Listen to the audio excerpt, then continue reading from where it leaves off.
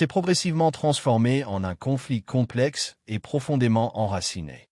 Des groupes armés, se réclamant de causes idéologiques, communautaires ou opportunistes, ont profité des failles de l'État pour s'implanter durablement. Villages attaqués, routes coupées, écoles fermées, populations déplacées. L'insécurité est devenue une réalité quotidienne pour des millions de civils. Face à cette montée de la violence, les gouvernements successifs ont d'abord privilégié la réponse militaire. Des offensives ont été lancées, des états d'urgence décrétés, et l'armée s'est retrouvée en première ligne d'un combat asymétrique difficile. Malgré le courage des soldats, ces stratégies ont montré leurs limites. Les groupes rebelles, mobiles et bien implantés localement, ont su s'adapter, frapper puis disparaître. Chaque victoire semblait temporaire, chaque recul nourrissait un sentiment de frustration nationale. Parallèlement, la voie diplomatique et internationale a été explorée.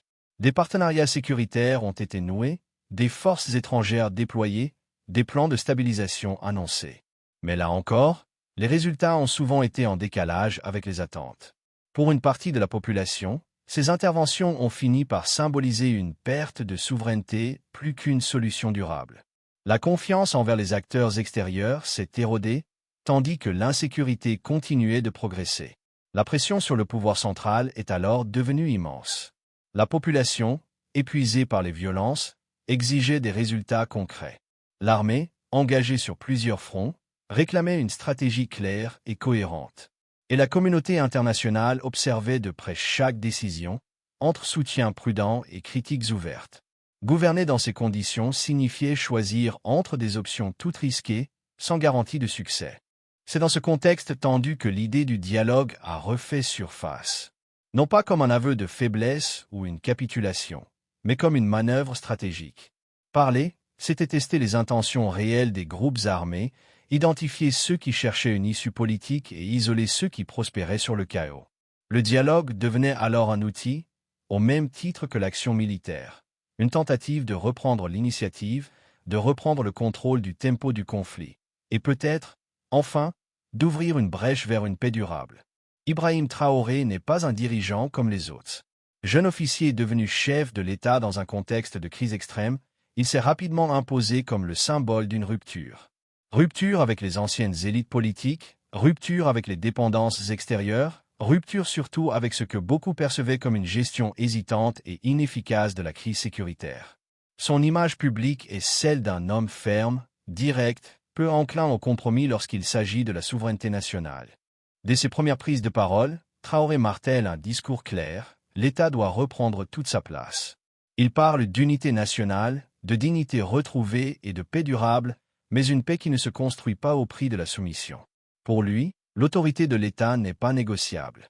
Aucun territoire ne doit échapper au contrôle national, aucun groupe armé ne peut s'ériger en pouvoir parallèle. Ce discours lui vaut un fort soutien populaire, notamment auprès d'une jeunesse lassée des demi-mesures et des promesses non tenues.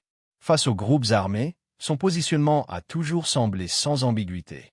Traoré les décrit comme une menace directe à l'existence même de la nation. Il insiste sur la nécessité de renforcer l'armée, de mobiliser la population et de refuser toute forme de légitimation de la violence. Dans cette logique, beaucoup voyaient en lui un dirigeant prêt à aller jusqu'au bout de l'option militaire, coûte que coûte. C'est précisément pour cette raison que son invitation au dialogue provoque la surprise, voire l'incompréhension. Ses soutiens les plus fervents s'interrogent, pourquoi tendre la main à ceux qui ont pris les armes contre le pays? Ses opposants, eux, y voient une contradiction, voire un recul. Comment concilier un discours de fermeté absolue avec l'ouverture de négociations? Mais cette apparente contradiction est au cœur de la stratégie de Traoré. Car pour lui, dialoguer ne signifie pas céder. C'est un moyen de mettre les groupes armés face à leurs responsabilités, de tester la sincérité de leur discours et de tracer une ligne claire entre ceux qui veulent réellement la paix et ceux qui cherchent avant tout le pouvoir. Une fermeté qui, paradoxalement, passe aussi par la parole. L'invitation au chef rebelle ne se fait ni dans la discrétion ni dans l'ambiguïté. Elle est annoncée à travers des canaux officiels, relayée par des discours solennels et des messages clairs adressés à la nation. Ibrahim Traoré y affirme la disponibilité de l'État à ouvrir des discussions avec ceux qui acceptent de renoncer à la violence et de reconnaître l'autorité nationale. Les mots sont soigneusement choisis. Il ne s'agit pas de négocier sous la contrainte, mais de proposer une voie de sortie à un conflit qui a déjà trop duré. Le message envoyé à l'armée est fort. En refusant toute concession perçue comme une récompense de la violence, le chef de l'État réaffirme son soutien aux forces engagées sur le terrain. Il leur signifie que les sacrifices consentis ne seront pas annulés par des accords politiques fragiles. Cette posture renforce la cohésion interne et consolide l'idée que l'action militaire reste un pilier central de la stratégie nationale. À l'adresse du peuple, Traoré cherche à rassurer. Il insiste sur le fait que le dialogue a été utilisé comme un outil de clarification, non comme une capitulation. Pour une large partie de l'opinion publique, cette fermeté est perçue comme une preuve de cohérence entre le discours et les actes. Elle nourrit un sentiment de dignité nationale et l'idée que certaines valeurs ne peuvent être marchandées. Pour les groupes rebelles enfin, la réponse est un avertissement. Le pouvoir montre qu'il est prêt à écouter, mais aussi à dire non. À court terme, cette fermeté entraîne une crispation sécuritaire et la poursuite des affrontements dans certaines zones. Politiquement, elle redessine cependant les lignes. Le dialogue n'est plus une promesse ouverte, mais un cadre strict, avec des règles claires. En posant ces lignes rouges, Ibrahim Traoré s'affirme comme un acteur qui entend reprendre l'initiative, même au prix de décisions difficiles. Les soutiens à Traoré, notamment parmi la jeunesse et certains cercles militaires, voient dans cette réponse une preuve de cohérence et de leadership. À l'inverse, des voix critiques émergent, accusant le pouvoir de fermer la porte à une solution politique et de privilégier une logique de confrontation. Le débat devient alors national. Vaut-il mieux une paix imparfaite ou une souveraineté intacte? Une question qui divise, mais qui structure profondément la vie politique du pays. Sur la scène internationale, l'événement est observé avec attention. Certains partenaires étrangers appellent à la retenue et à la poursuite du dialogue, mettant en avant la nécessité de compromis pour sortir de la crise. D'autres adoptent une lecture plus nuancée, reconnaissant la difficulté de négocier avec des acteurs qui conditionnent la paix à des gains politiques majeurs. Dans les milieux diplomatiques, la décision de Traoré est perçue comme le signe d'un leadership qui entend reprendre le contrôle du récit et des priorités nationales.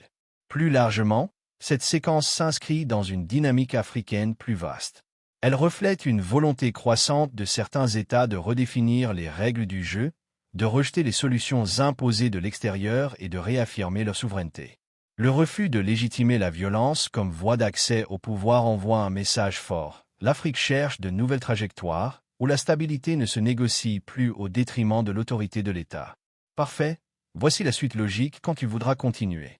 Quand tu seras prêt, dis-moi simplement le titre suivant et je développerai dans le même ton et le même niveau d'analyse.